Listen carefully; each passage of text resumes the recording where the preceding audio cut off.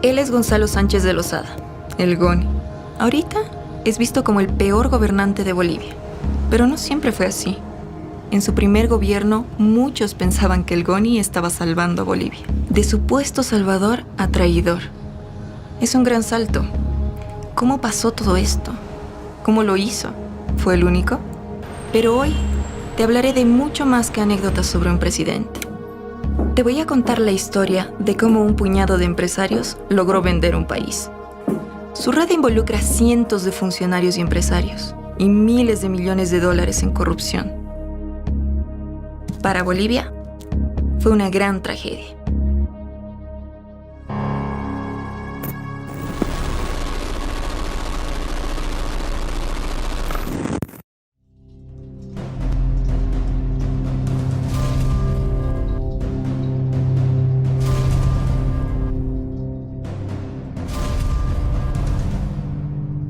Nuestra historia comienza poco antes de 1985.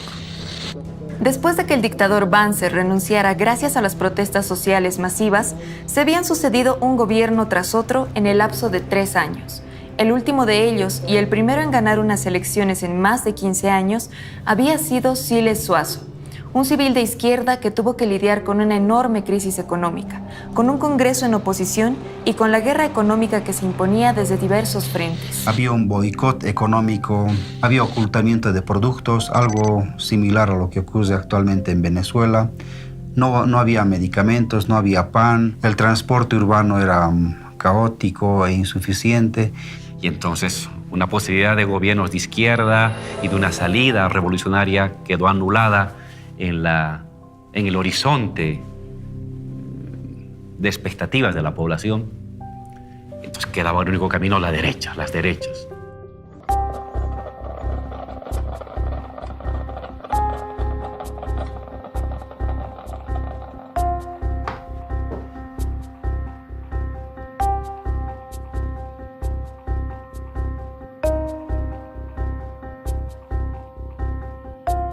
Bolivia estaba estancada, con una inflación escalofriante, incertidumbre, violencia. Y cuando las cosas se ponen mal, siempre aparece un Mesías, que dice que va a arreglar todas las cosas. Como dice el dicho, ven árbol caído y quieren hacer leña.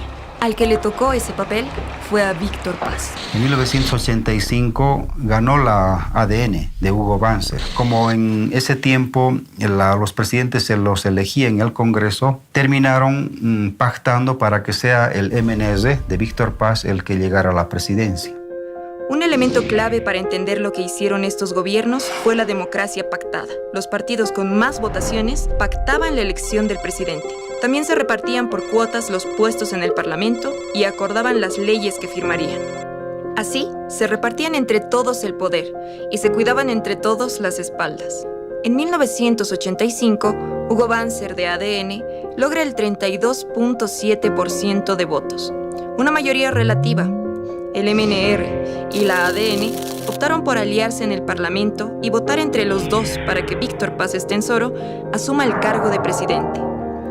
Este pacto fue llamado el Pacto por la Democracia, con el que apoyaron el Decreto Supremo 21060, que dictó el despido de miles de trabajadores mineros. Si vemos la década del 70, del 80, la CONMEBOL era la generadora del 70% de las divisas que requería el país. Esta es la importancia de la minería. Éramos un país monoproductor en realidad, y toda su economía con el mundo exterior estaba basada en la explotación del estaño. Una huelga en las minas, una baja del precio de los minerales hacía que tambalea la economía nacional. La política de desestructuración de la CONMEBOL se dictó el 29 de agosto del 85 y la caída del precio del estaño recién se produce en el mes de octubre. Y en ese sentido utilizaron la caída del precio del estaño para señalar que las minas de estaño ya no tenían futuro y que no, con los precios que había caído en el mes de octubre, ya no había posibilidad de una explotación sostenible siquiera para mantener a los trabajadores.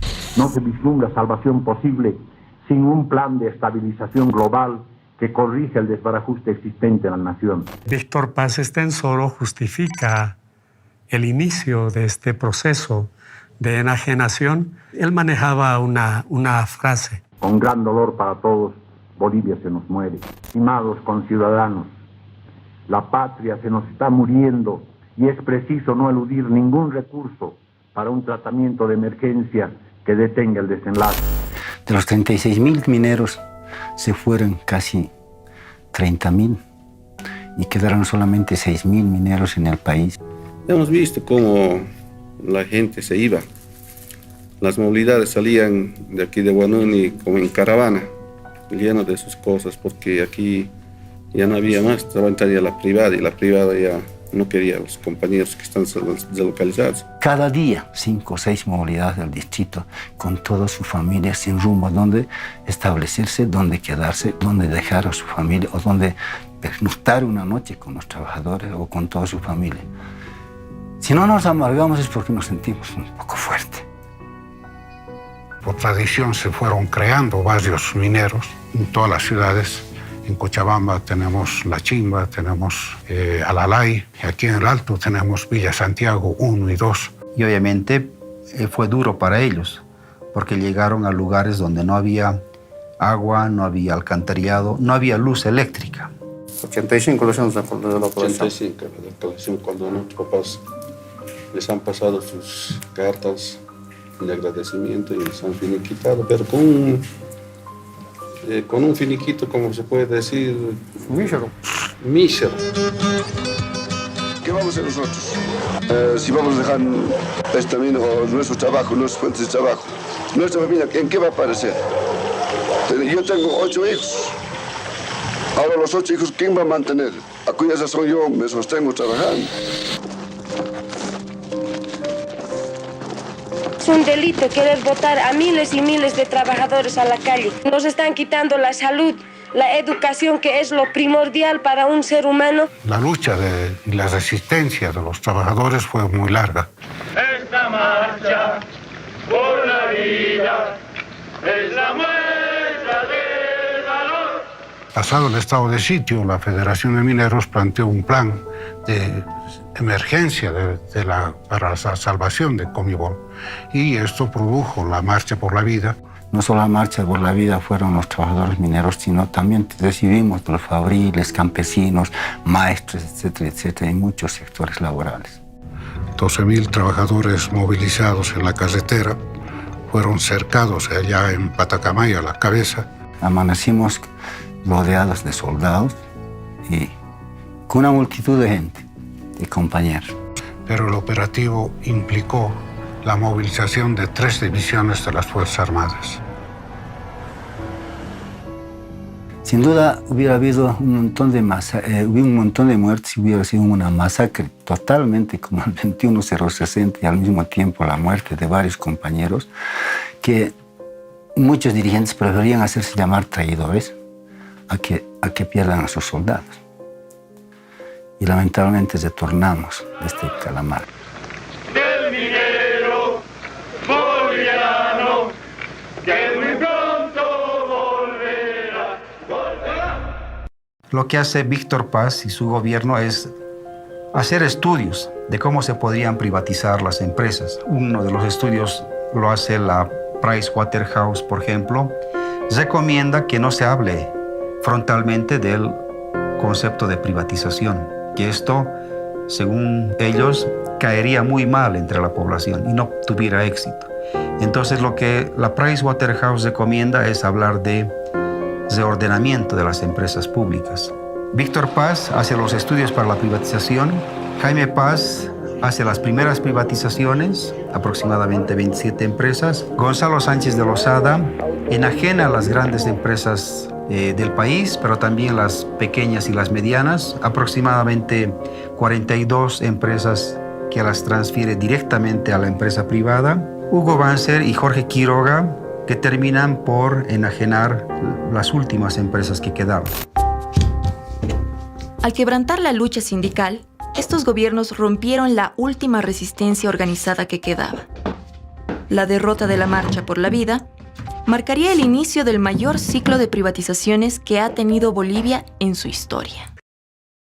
El neoliberalismo se introduce en Latinoamérica a partir de un diseño que hacen estos organismos internacionales como el Banco Mundial, el Fondo Monetario Internacional, que hacen un rediseño de cómo debería desarrollarse la economía mundial. La introducción en Latinoamérica del neoliberalismo empieza probablemente en Chile. En Chile, la dictadura de Pinochet fue para cortar una experiencia socialista sangrientamente. Es una dictadura para favorecer a la actividad privada. Este modelo de desarrollo llamado neoliberalismo se va introduciendo muy rápidamente en todos los países de Latinoamérica. En nuestro país se introduce en 1985. Y creo que todas las políticas impuestas por el neoliberalismo vinieron de los centros de poder mundial, el Banco Mundial, el Fondo Monetario Internacional y las doctrinas que han implantado las grandes transnacionales. El Consenso de Washington implicaba una lista de 10 reglas que debían ser seguidas por los países en crisis, incluyendo la liberación del comercio, facilidades para la inversión extranjera, la desregulación y la privatización de las empresas estatales. A todos los países se les impuso la misma fórmula. Negarse implicaría ya no recibir préstamos ni apoyos económicos. Y Bolivia en crisis, sin plata, acudió al FMI, al Banco Mundial, a todos los organismos que pudo para pedir dinero prestado. Y cayó en la boca del lobo. A partir de allí, sería una caída en espiral. Los gobiernos accedieron a vender todas las empresas públicas y se quedaron sin plata para sobrevivir, teniendo que pedir más dinero prestado con cada vez más deuda pública. En 1989, Jaime Paz Zamora, sobrino de Víctor Paz, se postuló para presidente por el MIR.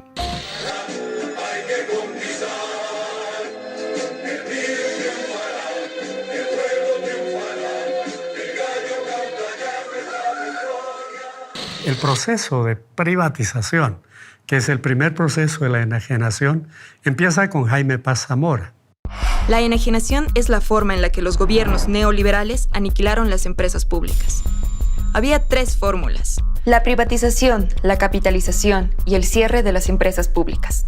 La privatización, que es la venta directa de las empresas públicas, sobre todo de las pequeñas y medianas, pertenecientes a los ministerios, a las prefecturas, las cortes y los municipios. Las cortes es una abreviatura para referirnos a las corporaciones de desarrollo departamentales.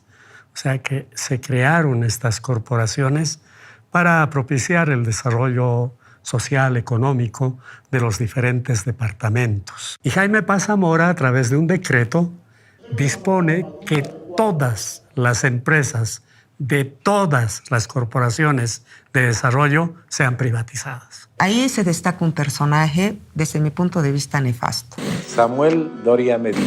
Y él decía hay que aplicar la política bonsai al Estado boliviano. La técnica bonsai, así la llamó Doria Medina. Es una alegoría, como si las empresas del país se trataran de una planta. Dejarlas chiquitas para que por sí mismas dejen de funcionar. Asfixiarlas, cortarles todo, las inversiones, los gastos corrientes, las prestaciones, los salarios. Su explicación pareciera tan técnica, pero sus consecuencias fueron desastrosas. Entonces decía, todo se va a privatizar, absolutamente todo. Yo recuerdo algo que está escrito en un libro. Escribió Doria Medina y él asistió a una reunión del Club de París. Y ahí se comprometió y dijo, porque está la cita en este libro, en un lapso de 2 años no encontrarían una sola empresa pública. Todas las empresas públicas de Bolivia habrían sido privatizadas. Las declaraciones de Doria Medina en esta cumbre lo que hicieron fue ofrecer a Bolivia en un escaparate, para quien quisiera comprarla. Hay que mencionar que varias de las empresas de las corporaciones de desarrollo no estaban en las ciudades capitales, sino estaban en el área rural. Y el cierre o la privatización, ¿no?, la venta de estas empresas, de las corporaciones de desarrollo, fomentó de alguna manera esta migración de personas que vivían en el campo hacia las ciudades, con las consecuencias que todos conocemos. En el caso de Tarija, se ha considerado la privatización de la fábrica de cemento El Puente. En el caso de Chuquisaca, la privatización de Fancesa. En el caso de Potosí, la privatización de la línea aérea imperial. En Cochabamba, se privatizó un servicio básico, el servicio del agua. En el caso de la fábrica de hilandería de Santa Cruz, es una empresa en la que el Estado gastó $70 millones, pero para su venta la pusieron en $7 millones. Pero no la venden en 7 millones, sino en $4 millones, es decir, por debajo de su valor referencial de venta. En Pando, la privatización de la fábrica de cerámica roja. En el Beni, la privatización de la empresa nacional de la castaña. Y en La Paz, la privatización de la fábrica de vidrio nacional denominada Fambi-Plan. En el caso de Oruro, la privatización de la terminal de buses como del hotel terminal. En esta investigación se ha tomado un caso específico. Las plantas industrializadoras de leche fueron creadas a partir de 1960 para combatir la desnutrición infantil. Decidieron, en el gobierno de Jaime Paz, privatizarlas todas. Las protestas sociales lo evitaron por varios años, hasta que lo consiguió el gobierno de Gonzalo Sánchez de Lozada.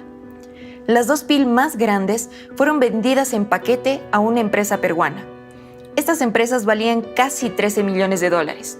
Gloria consigue comprarlas en 8 millones. La empresa decidió poco tiempo después importar más y más leche en polvo de Perú, en lugar de comprar a los productores locales.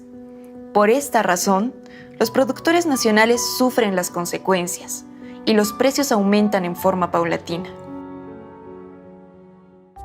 El gobierno de Jaime Paz privatizó 28 empresas públicas. Si contamos las empresas que fueron cerradas, el número sube a 45. Así comenzó en forma el proceso de privatización de las empresas públicas. Buenas noches. Durante estos últimos 4 años, yo he visitado casi todo Bolivia, siempre buscando soluciones, no promesas, verdaderas y efectivas soluciones. En 1993, el GONI vuelve a postularse por el MNR. Para ganar las elecciones en el Parlamento se alió con la UCS y el MBL. Este pacto se llamó Pacto por la Gobernabilidad. Juntos elaboraron un plan para vender las empresas públicas más grandes del país, las estratégicas. A este plan lo llamaron capitalización y lo promocionaron con bombos y platillos en el extranjero y por todos los medios de comunicación del país. La capitalización, que es la inversión privada en las empresas estratégicas, la luz, el gas, la minería, el ferrocarril, el petróleo. En el papel, el Estado se mantendría con la mayoría de las acciones y controlaría la empresa. Y con la inyección de capital, las empresas crecerían al doble. El GONI había estudiado cine antes de volverse a la política. Si algo sabía, era de imagen y de publicidad. Por eso se asesoró con los mejores equipos de marketing político. Nuestras empresas capitalizadas están empezando a dar frutos. Bolivia, el futuro está aquí. La capitalización fue su gran éxito publicitario. Bueno, la estrategia comunicacional que utiliza Gonzalo Sánchez de Lozada es la misma para todas las capitalizadas. Sostiene de que las empresas a enajenarse son empresas deficitarias, corruptas e ineficientes. Consideraba que los bolivianos eran unos inútiles, que los bolivianos eran unos incapaces, que los bolivianos casi eran unos salvajes y que los únicos que podían llevar a Bolivia a la modernidad eran los extranjeros, los gringos, para que ellos, con su conocimiento y su tecnología y su cálculo racional, se enriquecieran con esos recursos y dejaran caer algunas migajas a los bolivianos, que nos íbamos a contentar con las cuantas migajas porque éramos un pueblo de pastores. Los bolivianitos, como solía decir ese presidente, nosotros somos chiquitos, pero no menos importantes, ¿no?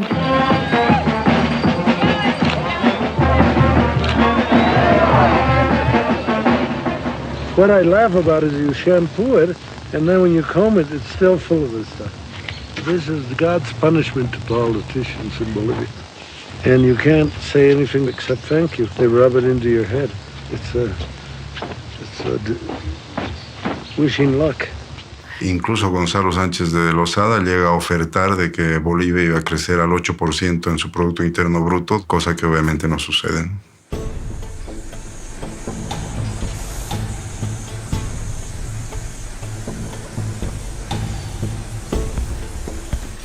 Bueno, YPFB ha sido y es la empresa estatal más importante del país. Yacimientos manejaba toda la cadena productiva: exploración, explotación, comercialización, transporte y almacenamiento. Había dos documentos básicos, ¿no? Que era el contrato de transferencia de refinería y el Decreto Supremo 25502, que es un reglamento de operación de refinerías. ¿Cuál es el problema acá? Esta ley entrega a las transnacionales la propiedad de los hidrocarburos en boca de pozo.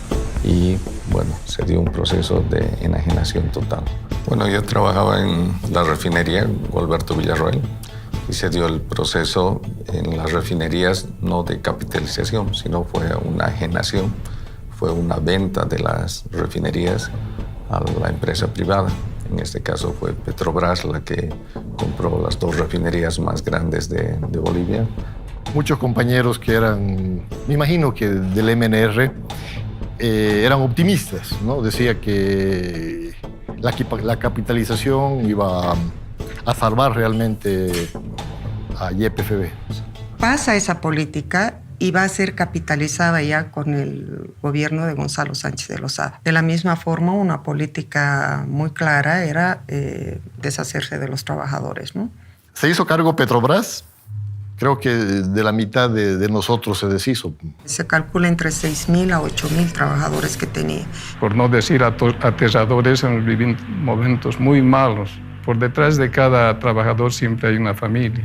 Entonces, no podíamos decir nada. Estábamos en una tensión nerviosa porque había políticos que querían entrar a la empresa y nos llamaban inclusive por teléfono, nos decían, ya falta poco tiempo y yo voy a entrar de tu cuenta al trabajo, ¿no? Entonces, si no aceptábamos eso, nos retiraban de la fuente de trabajo. Ya había el 21060. Bueno, las protestas han sido masivas, ¿no? Se formaron comités de defensa de la patria, de la nación, de los recursos. Bueno, iba más capital a las empresas transnacionales, más utilidades, y se quedaba muy poco, casi nada para el Estado. La capitalización de YPFB fue especialmente desastrosa.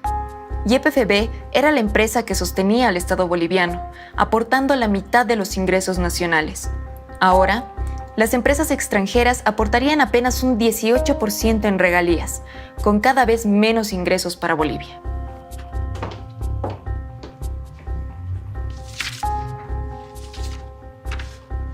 Después de esto, el Estado se quedó sin plata.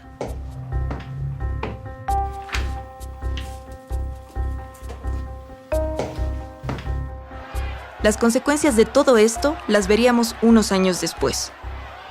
Por la venta de yacimientos, Manuel Morales Dávila interpone un juicio de responsabilidades al GONI por traición a la patria.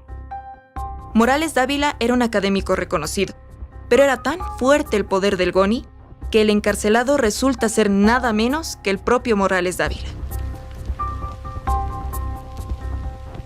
El GONI incluso se burló de lo sucedido. Al fin y al cabo, estaría libre durante el resto de su vida. O casi.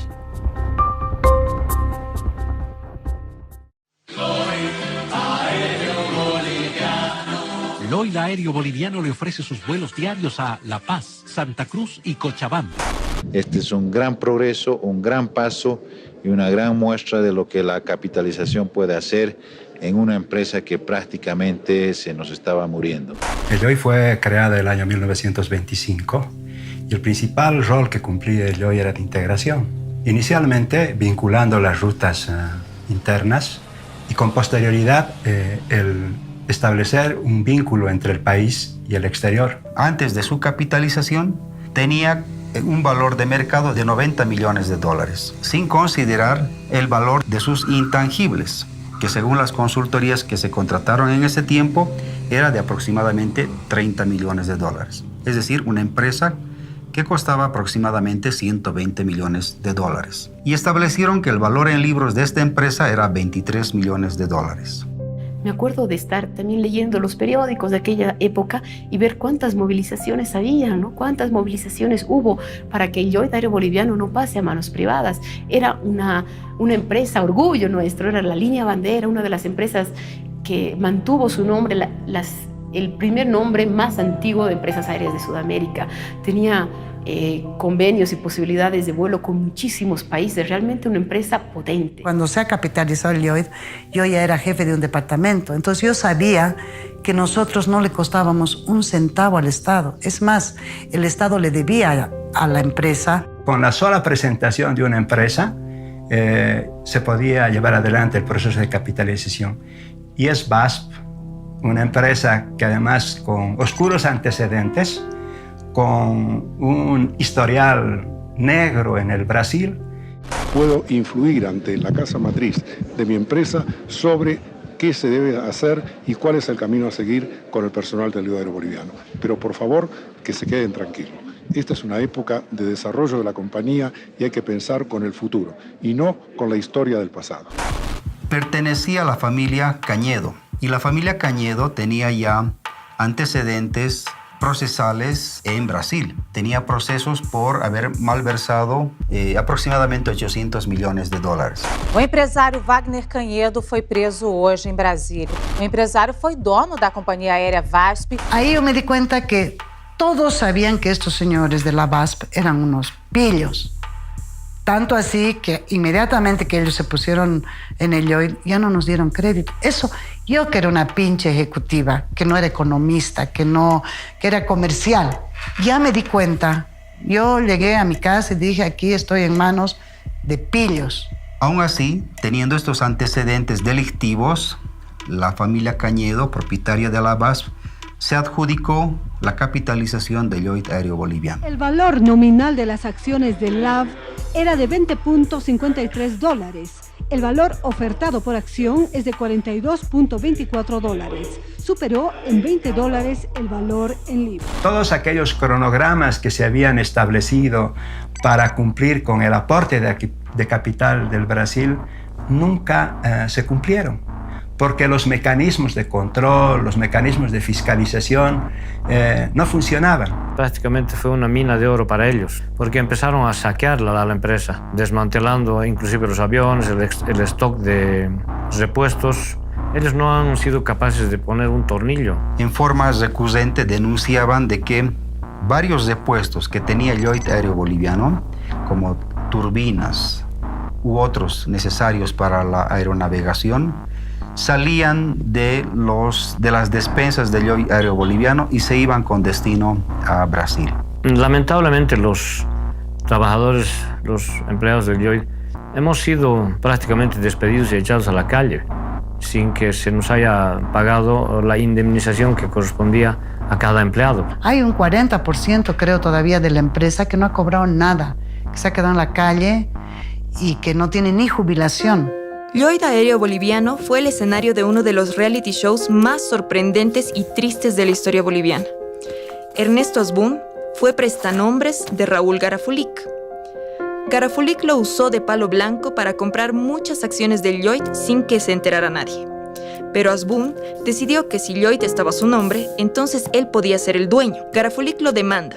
Pero, ¿qué éxito puede tener la defensa de una operación ilegítima? Asbun se hace con Lloyd y se autonombra presidente de la empresa. Es de que ahí llega el señor Asbun como intermediario de otro gran empresario. Y luego, aparentemente, este señor Asbun, dicen que le hace la jugada al otro empresario, a uno que tenía un apellido así medio eslavo. Y finalmente no hace lo prometido, que era reinvertir, invertir y todo, sino que agarra la plata igual en una maleta. Sin decir nada a nadie, desaparece con los millones de dólares que nos ha robado en su maletín. Y quién sabe, en esa época habían comentarios de que andaba paseando en las playas del Brasil.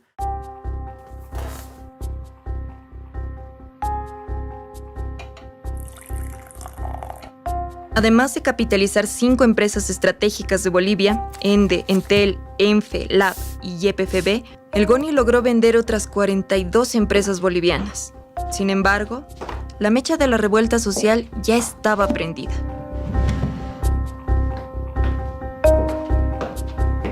En 1997, Hugo Banzer gana las elecciones, para sorpresa de muchos. A su favor, tuvo una campaña fuerte, con el jingle que más recuerdan los niños de entonces.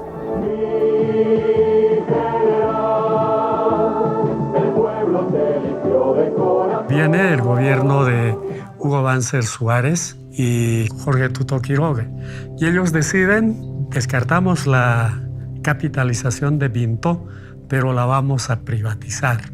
Por un lado, privatizar la fundición de estaño y por otro lado, privatizar la fundición de antimonio. Se inicia el proceso con una licitación a nivel internacional. O sea, gana esta licitación una empresa inglesa que se llamaba Allied Deals PLC y paga por ella $14 millones, 14,7. En realidad recibe de regalo, porque para el proceso de enajenación se contrata consultores, 4 millones, ¿no? Se paga beneficios sociales, 8 millones, ya son 12, ¿ya? Y se invierte en temas de medio ambiente. El año de la licitación, en 1999, 5 millones, 17 millones gastados para la privatización de Vinto. Y Vinto ha sido vendida en 14,7 millones. El valor mínimo de venta de la empresa metalúrgica Vinto Estaño era $41 millones. El viceministro de Minería en ese entonces denuncia que la empresa metalúrgica Vinto, que se ha entregado esta empresa en un precio menor al que debería tener y paralelamente renuncia al cargo de viceministro. Y cuando se la vendió no se tomó en cuenta el mineral que estaba en el circuito de la planta, que eso aproximadamente era $16 millones. Y algo parecido pasa con la fundición de antimonio. Esa fundición tenía como precio bajo, el más bajo, $2.600.000. Paribas, el banco de inversión, da un precio mínimo. ¿Y saben cuánto da el precio mínimo? $100.000. En su periodo, Banzer termina de vender casi todo el resto de las empresas públicas, incluyendo la concesión de CEMAPA, el servicio de agua de Cochabamba. Habría terminado de venderlas si no fuera por la crisis social que se extendió por todo el país, avivando las resistencias sociales.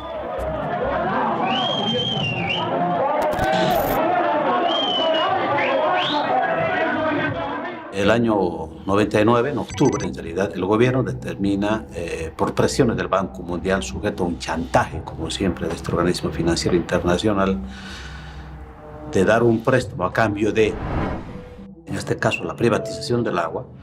La empresa que tomó en sus manos la concesión y la propiedad del agua fue un consorcio denominado Aguas del Tunari, como una especie de insulto a la población, porque el Tunari es una hermosa montaña que protege a los cochabambinos y cochabaminas aquí en Cochabamba. Y curiosamente una empresa donde en su fachada, yo fui a ver, en la fachada, en el frontis principal de esta empresa, dice: no somos una empresa de construcción civil, somos una empresa para hacer dinero. Eso es lo que dice cínicamente esta empresa en su principal edificio en San Francisco. Descubrimos que detrás de esto estaba una empresa llamada Bechtel, en cuyo directorio forma parte fundamentalmente la familia Bush. En la ley, de manera muy sutil, se establecía que estaba prohibido acumular el agua de la lluvia, entonces que el agua de la lluvia también estaba privatizada, que las tarifas iban a subvencionar las posibles pérdidas de la empresa privatizadora, del consorcio privatizador, el hecho de que 2 facturas, 2 preavisos no pagados por el servicio del agua posibilitaban el remate de la vivienda del usuario. Entonces se conformó la Coordinadora de Defensa del Agua y la Vida como un primer paso de establecer una gigantesca coalición donde prácticamente estaban todos los sectores. Yo diría desde los dueños de los hoteles más lujosos en Cochabamba, porque les afectaba la problemática del agua, hasta los vendedores ambulantes o la gente de Cochabamba que no tiene una sola gota de agua hasta el día de hoy. En cada casa, en cada puerta en Cochabamba, en el campo y la ciudad, tú veías barricadas. En cada puerta, en una cuadra, tú podías ver 100 barricadas. Eso le dio mucha fuerza al movimiento, es decir, lo simbólico.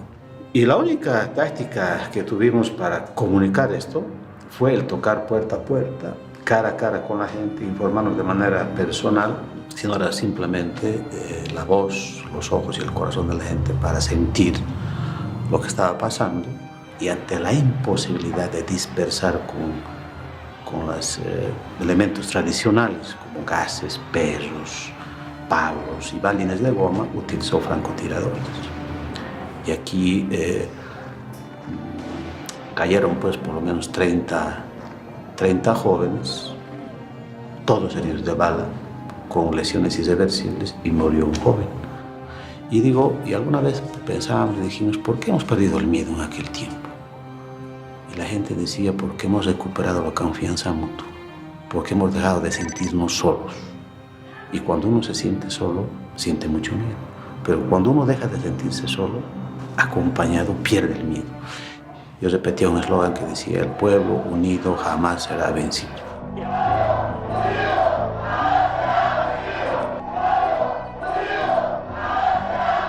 Pero el 10 de abril, cuando la gente gritaba, cuando 200.000 personas en el centro de la plaza y alrededor como 500.000 gritaban, el pueblo unido jamás será vencido,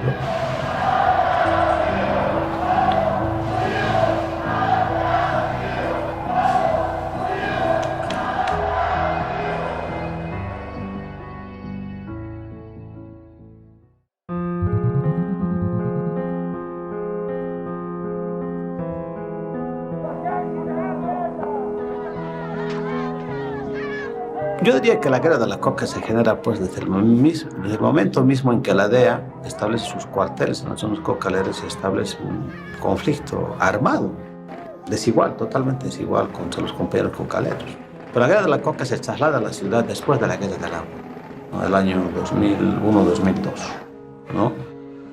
Cuando el gobierno decide, en aquel tiempo, el gobierno de Banzer, el mismo que tomó la decisión de la privatización del agua, decide penalizar la comercialización y el consumo de la coca del Chapare. Es decir, en los mercados nadie podía comercializar y menos comprar para el consumo del hoja de coca. Fue una lucha muy dura, hubieron muchos muertos de ambas partes, tanto de represión, militares, policías, como también de los hermanos cocaleros, ¿no? Fueron un referente de valentía, de organización y de firmeza en su lucha. Aquí en la guerra del agua, yo diría, sin los cocaleros hubiera sido muy difícil afrontar de manera muy directa a los organismos de represión. Ellos ya habían tenido toda una historia de enfrentamiento, habían establecido tácticas estratégicas y estrategias en el Chapare, que en la guerra del agua las vinieron a transmitir y compartir con nosotros. Creo que fue un momento muy duro, pero yo diría parte de la historia de este pueblo que avanzaba en la decisión de establecer un escenario político y económico de decisiones soberanas por parte de nosotros. Bolivia necesita más trabajos para resolver la crisis. Goni y Carlos Mesa han firmado un contrato con los bolivianos que los compromete a construir una nueva carretera de norte a sur. El MNR logra una coalición con el MIR, a los que se suma UCS firmando el Plan Bolivia para un acuerdo de responsabilidad nacional. Con esta coalición, el Goni es elegido presidente y Carlos Mesa vicepresidente. Luego obtiene el apoyo de Nueva Fuerza Republicana, de Manfred Reyes. Cuando vuelve Gonzalo Sánchez de Lozada al gobierno, y la verdad es que el país no tenía dinero ni para pagar sueldos, ni para pagar aguinaldos. Deberían recurrir a los organismos internacionales permanentemente. Las arcas del Estado estaban completamente vacías y eso era porque la plata que estaba generando el país por la explotación de sus recursos naturales estaba siendo aprovechada por las empresas transnacionales. Ya lo habíamos previsto en la venta de YPFB. Ese dinero se traduce en hospitales, escuelas, carreteras. Con ese dinero se paga a los maestros, a los médicos y a los policías. ¿Qué pasó cuando esos gobiernos vendieron todas las empresas estatales? El Estado no tuvo un céntimo. El mismo que vendió la capitalización como la forma de salvar a Bolivia, ahora le pedía desesperado a los trabajadores que entendieran su nuevo impuesto. Pero para financiar los fondos de contrapartida que se necesita para desembolsar la ayuda externa, la plata que nos donan, la plata que nos prestan en condiciones concesionales, necesitamos mayores ingresos. Por eso nos vemos obligados a cambiar el impuesto al IVA, el complementario. Si gana 1.000 bolivianos, el impuesto va a ser apenas 15 bolivianos. Si gana 2.000, 140 bolivianos, que es seguro que podemos salir adelante si nos unimos todos y hacemos lo que pueda para que Bolivia supere sus problemas y supere la crisis económica. Muchas gracias por escucharme. Buenas noches. Este impuestazo trajo como consecuencia una manifestación radical de protesta de parte del sector de los policías.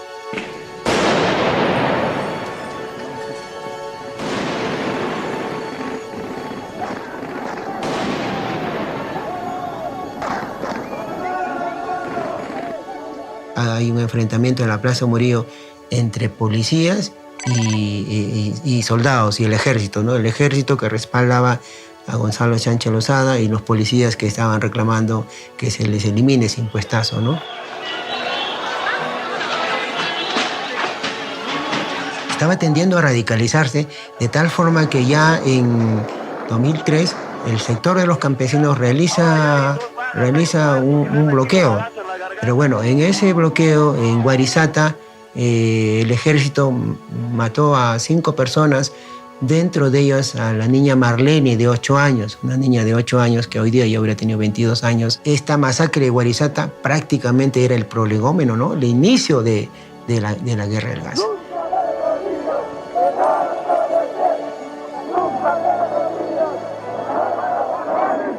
Pretenden sacar el gas por Chile a México y a Estados Unidos. Bolivia hopes to be a supplier of liquid natural gas to Baja California, to California. Y lógicamente sacar el gas por Chile toca el sentimiento nacional de los bolivianos por el tema marítimo, el diferendo que tenemos con Chile.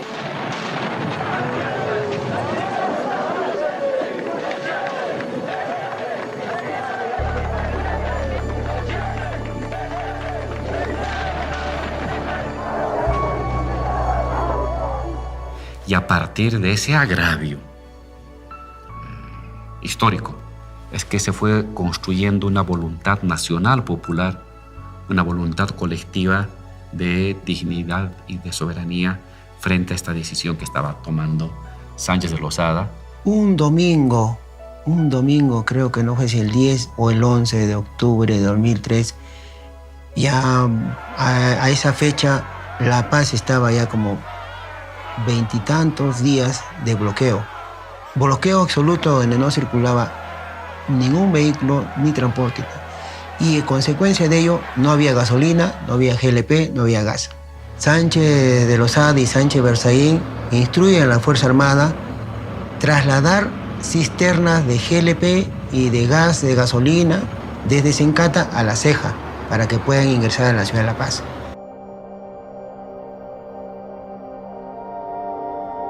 En ese trayecto mataron a 14 personas y durante ese mes a más de 60.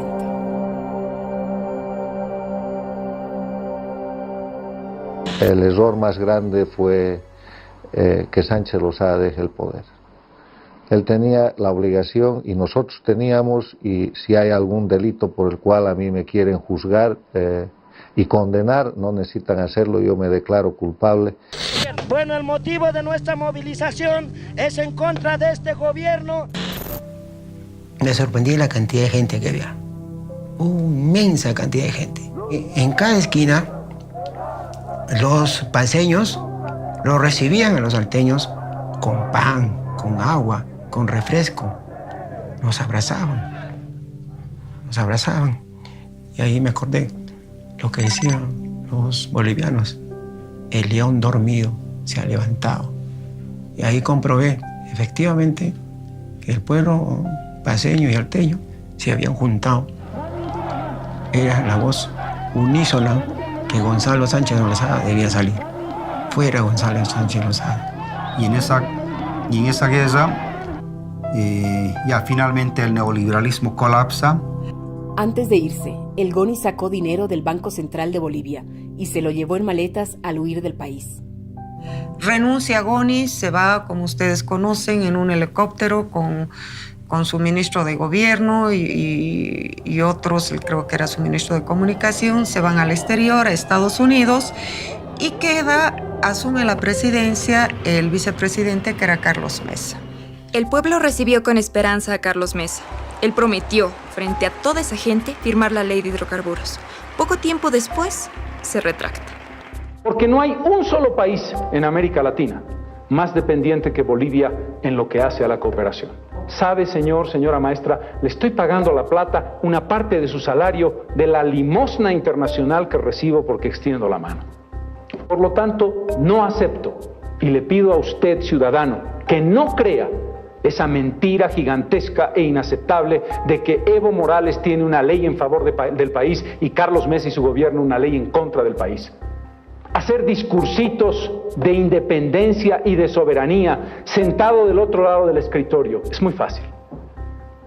Evo Morales, con quien he hablado muchas veces y le he explicado detalladamente esta realidad, tiene mucha facilidad para salir a bloquear Bolivia, porque eso es muy cómodo, honorable Evo Morales. Es muy cómodo bloquear Bolivia. Es muy fácil bloquear Bolivia. Venga usted a gobernar y verá usted lo que es la administración del Estado. Le tembló la mano a la hora de firmar. Al final de todo esto, renuncia. He decidido presentar al país mi renuncia al cargo de presidente constitucional de Bolivia. Es presentar mi renuncia al cargo de presidente de la República. Queda usted posesionado como presidente constitucional de la República de Bolivia. A partir de este momento, a partir de esta fecha, queda nacionalizado todos los hidrocarburos en el territorio nacional.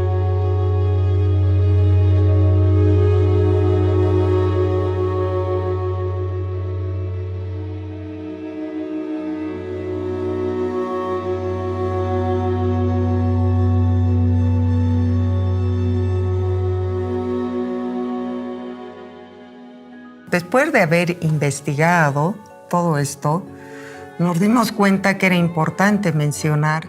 Habían nombres y apellidos que se repetían, nos sonaban que ya los habíamos visto en otro proceso y como aquí se repiten. La participación de empresarios privados en la política nacional, como ministros, como viceministros. Hay varios casos, digamos, en los que viendo estas redes, podemos identificar que se ha consolidado unos grupos empresariales muy fuertes, muy poderosos económicamente hablando, y es así, o sea, es una rotación muy común en las sociedades latinoamericanas.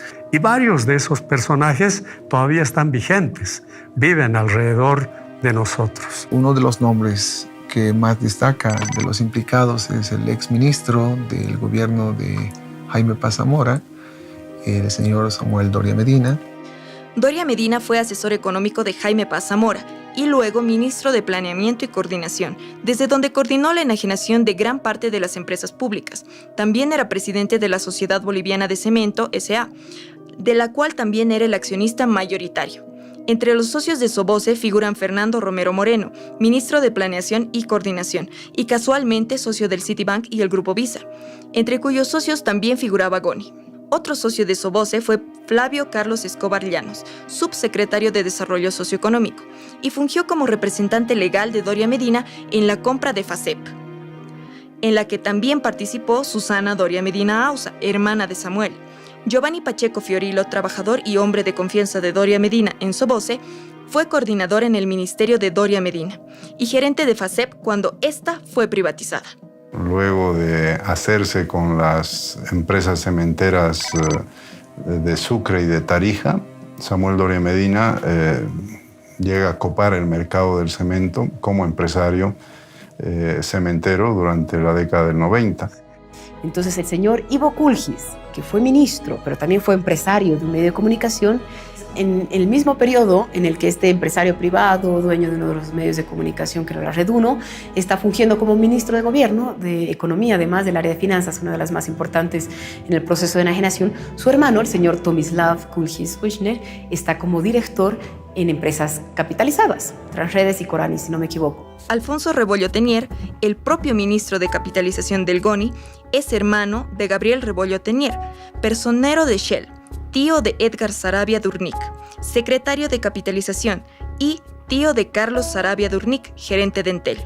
Sánchez de Lozada era accionista de Comsur, que era un grupo minero bastante grande que después se lo vende a Sinchihuayra, que es una empresa dependiente de la multinacional Glencore de Suiza. Varios socios de Comsur fueron también funcionarios de gobierno, como Óscar Bonifaz Gutiérrez y Alberto Alandia, que fueron presidentes de Comibol, y el propio hermano del GONI, Antonio Sánchez de Lozada, que fue vicepresidente de Comibol, Contralor General de la República y senador. Pero además que ellos se aprovecharon o se apoderaron de yacimientos altamente rentables, prospectados, explorados y en funcionamiento que había dado la Comibol. Estamos hablando de los yacimientos de Bolívar, de Plaipo en Potosí, de San Vicente en el Consejo Central Sur. Y la enajenación de la fundición de Vinto de Oruro finalmente también permitieron que esta empresa caiga en manos de Comsur, que es Gómez Sánchez de Lozada. Fernando Salazar Paredes estuvo en el directorio de Guaracachi, en cuyo directorio también figuraba Susana Sánchez de Lozada, prima del GONI. Fernando Salazar fue representante legal de Allied Deals. Es la Allied Deals, una empresa inglesa cuyos orígenes son muy oscuros, pero es esta empresa la que se adjudica en principio. Después, vaya a saber por qué, esta abandona, se declara que entró en quiebra, que sus dueños estaban presos, y en estas circunstancias se aprovecha Gonzalo Sánchez de Lozada y su empresa Comsur para comprar Vinto. Entonces, si se dan cuenta, es una triangulación ahí muy llamativa entre los gestores de la enajenación, los beneficiarios, adjudicatarios de la enajenación y al mismo tiempo dueños de los medios de comunicación. Estamos hablando de ATV, que tenía como su accionista mayoritario el señor Raúl Garafulic Gutiérrez. El presidente del directorio de Canal 9 Paceña Televisión, don Raúl Garafulic. Por ejemplo, fue adjudicatario de la transportadora de energía eléctrica, la TDH, en sociedad con los españoles. Fue adjudicatario de la empresa privatizada, la hilandería de Santa Cruz, Hilancruz. Él, junto a sus hijos, conformaron una empresa pequeñita que se llamaba Santa Mónica Cotton para presentarse a la licitación pública y finalmente adjudicarse Hilancruz. Después de ser embajador en España y hacerse de sus contactos, este empresario consigue contratos en Bolivia para muchas transnacionales españolas: Iberdrola, Repsol, Santillana, Brisa. También Raúl Garafulic se convirtió en socio de los españoles que conformaron la AFP Previsión. Entonces aparece involucrado en una de las instancias privadas fundamentales del proceso de enajenación, que eran los que administraban las acciones de las empresas capitalizadas, ¿no? Del fondo de pensiones. Y dentro de la AFP pues aparecen muchos otros nombres que él ponía en los directorios de las empresas capitalizadas, sus propios socios, sus propios hijos, etc. Uno de los más llamativos es el que fue vicepresidente de este país, vicepresidente en el gobierno de Jaime Paz, también en el acuerdo de la ADN y del MIR, el señor Luis Ocio Sanginés. También tenía un vínculo empresarial muy estrecho con Raúl Garafulic. Aparece en el directorio de una de las empresas privatizadas que se adjudicó Garafulic, que fue la transportadora de energía eléctrica.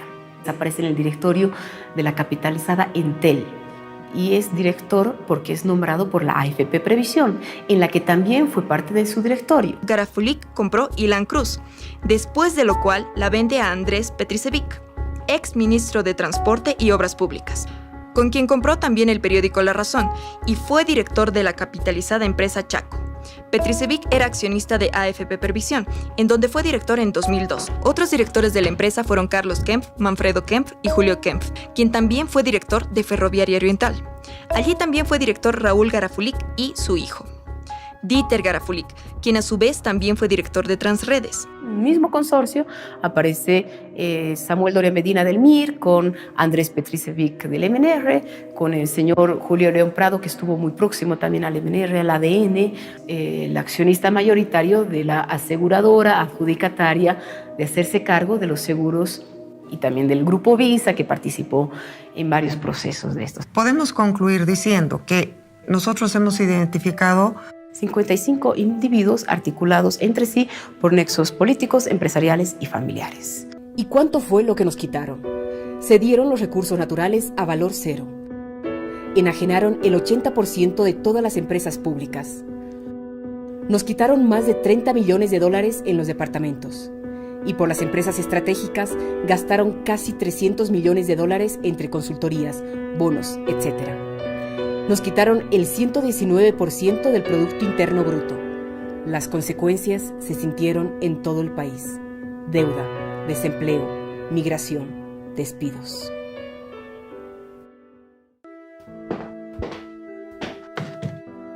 Perdimos en total 9.314 millones de dólares de entonces. Ahora serían más de 20.000 millones de dólares. ¿Cuánto se pudo haber aprovechado esa plata? ¿Cuánto perdimos realmente? ¿Cuántos despedidos, relocalizados, encarcelados, muertos? ¿Cuál es el precio de un país? Si tuviéramos la información que hoy esta comisión está brindándole al país respecto a los procedimientos que utilizaron, las redes de poder que armaron, los beneficios que lograron tener, las irregularidades que cometieron, muchos de ellos ya no harían política en Bolivia. La revolución democrático-cultural va a continuar y no va a continuar con nosotros, que ya somos una generación que hemos estado en un ciclo pasado, lucha contra las dictaduras. Nos ha costado conquistar este nuevo desarrollo para el país. Ha sido unos tiempos bastante de mucho dolor, Lo que ha costado crear empresas públicas que otorguen beneficio a los pueblos. Éramos un país que medía 9.000 millones de dólares hace 10 años. Hoy somos un país que mide 36.000 millones de dólares en Producto Interno Bruto. Hemos multiplicado casi por 4 el volumen de la riqueza boliviana.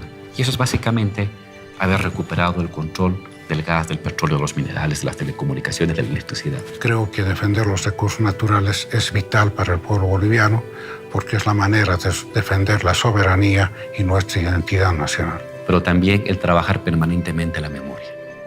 El saber adecuar el rescate de la memoria a las nuevas tecnologías, a los nuevos soportes, a las nuevas simbologías y al nuevo espíritu colectivo que prevalece en las nuevas generaciones. Y yo me doy cuenta ahora qué importante es conocer cómo se dieron las cosas.